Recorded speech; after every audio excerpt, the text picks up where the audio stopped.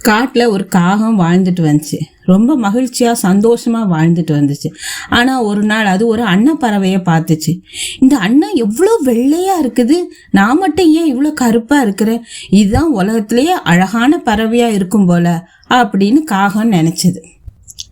அந்த காகம் அந்த அன்னத்துக்கிட்ட போய் அதே கருத்தை அன்னத்துக்கிட்ட சொல்லுச்சு. அதுக்கு அந்த அண்ணன் சொல்லுச்சு, நானும் அப்படித்தான் நினைச்சேன், ஆனா நான் கிளிய பாக்குற வரைக்கும் நான் அப்படிதான் நினைச்சேன். கிளிக்கு 2 அழகான நிறங்கள் இருக்கு, அதுதான் என்னை விட அழகு அப்படின்னு சொல்லிச்சு அண்ணன். அதை கேட்டுக்கிட்டு இருந்த கிளி சொல்லிச்சு, எனக்கு 2 நிறங்கள் தான், ஆனா மயில பாரு, அதுக்கு பல வண்ணங்கள் இருக்கு. கடைசியா காகம் மிருக காட்சி சாலையில இருந்த மயில போய் பார்த்துச்சு. மயிலை சுத்தியும் 100கணக்கான மக்கள் அதை சுத்தி இருந்துகிட்டு புகைப்படம் எடுத்துக்கிட்டு இருந்தாங்க. மக்கள் கலைந்த பிறகு காகம் மயில்கிட்ட கிடைச்சு, மயிலே நீ எவ்வளவு அழகு, உன்னை பார்க்க இவ்வளவு கூட்டம் வருது, ஆனா என்ன பார்த்தா எல்லாரும் விரட்டுறாங்க, நீ தான் உலகத்திலே மகிழ்ச்சியான பறவை இல்லையா அப்படின்னு காகம் கேட்டுச்சு.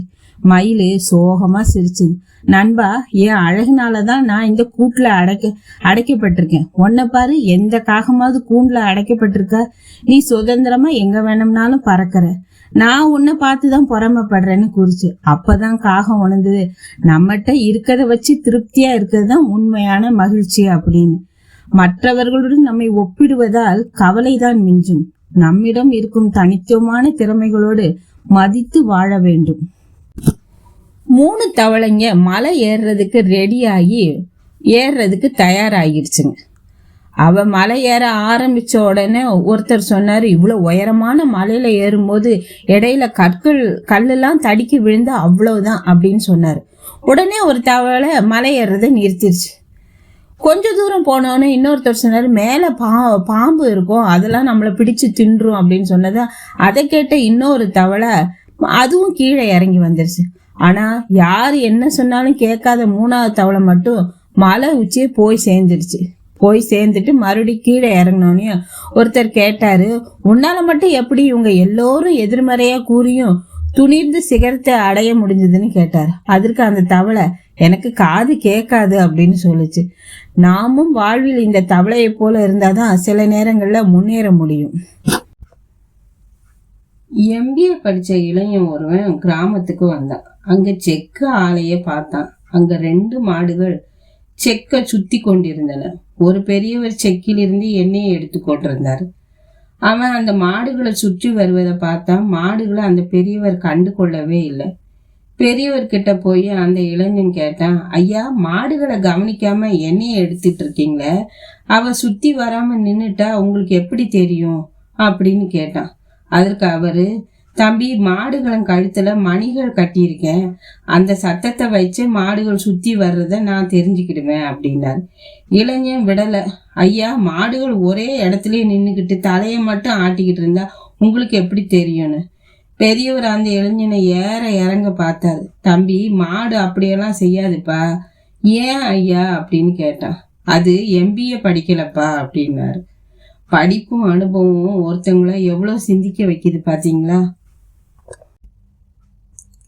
ஒரு அம்மா தினமும் மகன் வீட்டுக்கு வர நேரத்துக்காக காத்திருந்தா. அவனுடைய ஃபேவரட் சாப்பாடு தினமும் செஞ்சு வைப்பா. ஆனா அந்த மகன் வேலை அதிகம்னு லேட்டா தான் வருவான். சில நாட்கள் வரவே மாட்டான். ஒரு நாள் அவன் சீக்கிரம் வீட்டுக்கு வந்தான். அம்மா, இன்றைக்கு உன்னோட சாப்பிடணும்னு சொன்னேன். ஆனா அந்த நாள் அந்த அம்மா இல்லை. அவள் செய்த சாப்பாடு மட்டும் டேபிள்ல இருந்தது. முடிவு, நமக்காக காத்திருக்கிறவங்கள தவற விட்டுறக்கூடாது. நம்ம என் அப்பா இறந்தபோது எனக்கு வயது 5. சித்தப்பா பெருமழை பெய்த ஒரு நாளில் அம்மாவையும் என்னையும் வீட்டை விட்டு துரத்தி விட்டார். சாதாரண தரத்தேர்வு முடிவுகள் வருவதற்கு சில நாட்களுக்கு முன்பு பாம்பு கடித்து என் அம்மா இறந்து விட்டார். அன்று தன் அம்மாவை காப்பாற்ற முடியாத மகன் இன்று ஆயிரக்கணக்கான அம்மாக்களை குணப்படுத்துகின்றார். ஒரு மருத்துவரின் மனதிலிருந்து வந்த வார்த்தைகள். வெற்றி எந்த திசையில், தெனாலி சொன்ன ரகசியம். ஒரு நாள் விஜயநகர அரண்மனையில் மன்னர் ஒரு சுவாரஸ்யமான கேள்வி கேட்டார். எந்த பக்கம் திரும்பினாலும் வெற்றி நம் பக்கம் இருக்க வேண்டும், என்ன செய்ய வேண்டும்? அனைவரும் அமைதியாக நின்ற அந்த தருணத்தில் தெனாலிராமன் ஒரு சிறிய குருவியுடன் வந்தார். அவர் சொன்ன ஒரு எளிய விளக்கம் வெற்றியின் உண்மையான ரகசியத்தை வெளிப்படுத்தியது. வெற்றி திசையில் இல்லை, நாம் கவனம் எங்கு இருக்கிறது என்பதில்தான் உள்ளது. இந்த சிறிய கதையில் மறைந்திருக்கும் பெரிய வாழ்க்கை பாடத்தை கண்டிப்பாக பாருங்கள். உங்கள் இலக்கை நோக்கி மனதை நிலைநிறுத்துங்கள். வெற்றி தானாக உங்களை நோக்கி திரும்பும். ஒரு அரசர் தனது சபைக்கு வரும் அறிஞர்களுக்கு ஒரு சவால் விடுப்பார். அவர் 3 பொம்மைகளை காட்டி, இந்த 3 பொம்மைகளும் பார்ப்பதற்கு ஒரே மாதிரி இருந்தாலும் இவற்றில் ஒன்று மிகச் சிறந்தது, ஒன்று சுமாரானது, ஒன்று தரம் குறைந்தது. அது எது என்று கண்டுபிடியுங்கள் என்பார். பல அறிஞர்கள் முயன்றும் தோற்று போன நிலையில் ஒரு புத்திசாலி அமைச்சர் ஒரு மெல்லிய கம்பியை எடுத்து வந்து அந்த பொம்மைகளின் காது வழியாக நுழைப்பார். முதல் பொம்மை ஒரு காது வழியாக நுழைந்த கம்பி மறு காது வழியாக வெளியே வந்தது. கேட்பதை அப்படியே காற்றில் விடுபவர்கள், தரம் குறைந்தவர்கள். இரண்டாவது பொம்மை ஒரு காது வழியாக நுழைந்த கம்பி வாய் வழியாக வந்தது. கேட்ட விஷயங்கள் எதையும் யோசிக்காமல் அப்படியே பிறரிடம் சொல்பவர்கள், சுமாரானவர்கள். மூன்றாவது பொம்மை ஒரு காது வழியாக நுழைத்த கம்பி வயிற்றுக்குள் சென்றது. அது வெளியே வரவே இல்லை. நல்ல விஷயங்களை கேட்டு அதை தனக்குள் உள்வாங்கி சிந்திப்பவர்கள், மிக சிறந்தவர்கள். இதை விளக்கிய அமைச்சரை அரசர் பாராட்டினார். ஒரு முறை ஒரு ராஜா அந்த நாட்டில் இருக்கிற 2 பேருக்கு மரண தண்டனை கொடுத்துறார். அப்படி மரண தண்டனை விதிக்கப்பட்ட கைதிகள்ல ஒருத்தருக்கு அரசரை பற்றிய முழு விவரமும் தெரியும். அரசருக்கு குதிரைனா கொல்ல பிரியும் அப்படிங்கிறத தெரிஞ்சு வச்சுக்கிட்டு அந்த கைதி அரசர்கிட்ட போய், எனக்கு நீங்க மட்டும் மரண தண்டனையோ இப்ப கொடுக்கல அப்படின்னா உங்களுக்கு பிடித்தமான குதிரையை இன்னும் 1 வருட காலத்துக்குள்ள நிச்சயமா பறக்க வச்சிருவேன் அப்படின்னு சொல்றாரு. அதை கேட்ட உடனே அரசருக்கு ஆச்சரியமே தாங்க முடியல. நிச்சயமா யாராலையும் குதிரையை பறக்க வைக்க முடியாது அப்படிங்கிறது அரசருக்கு தெரியும். இருந்தாலும் இவன் இவ்வளவு நம்பிக்கையா சொல்றானே அப்படின்னு ஆச்சரியப்பட்டார் அரசர்.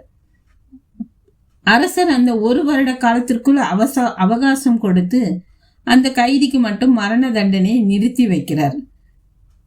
சிறைக்கு திரும்பிய அந்த கைதியை பார்த்து மற்ற கைதிகள் ஆச்சரியப்படுகிறார்கள். உனக்கு எப்படி இவ்வளவு தைரியம் வந்தது? குதிரை எப்படி பறக்கும்? இது முடியாத காரியம் என்று உனக்கே தெரியுமே அப்படின்னு கேட்குறாங்க. அதற்கு அந்த கைதி புன்னகையுடன் சொன்னாரு, எனக்கு 4 வாய்ப்புகள் உள்ளன. இந்த 1 வருட காலத்திற்குள் அரசர் இயற்கை மரணம் அடையலாம். இந்த 1 வருடத்திற்குள் நான் இயற்கை மரணம் அடையலாம். இந்த 1 வருடத்திற்குள் அந்த குதிரை இறந்து போகலாம். ஒருவேளை அதிர்ஷ்டம் இருந்தால் நான் அந்த குதிரையை பறக்க கூட வைக்கலாம். இதை கேட்ட மற்ற கைதிகள் அவனது தன்னம்பிக்கையை கண்டு வியந்தார்கள். கதையின் நீதி, எந்த ஒரு இக்கட்டான சூழ்நிலையிலும் நம்பிக்கையை இழக்காமல் இருந்தால் அதிலிருந்து தப்பிக்க ஏதாவது ஒரு வழி பிறக்கும். காலம் எல்லாவற்றையும் மாற்றும் வல்லமை கொண்டது. முட்டாளுக்கு 1000 அறிவுரை சொன்னாலும் அத்தனையும் வீண் என்பது போன்று நடந்து கொள்வார்கள். அவர்களில் ஒருவன் நம்பியப்பன்.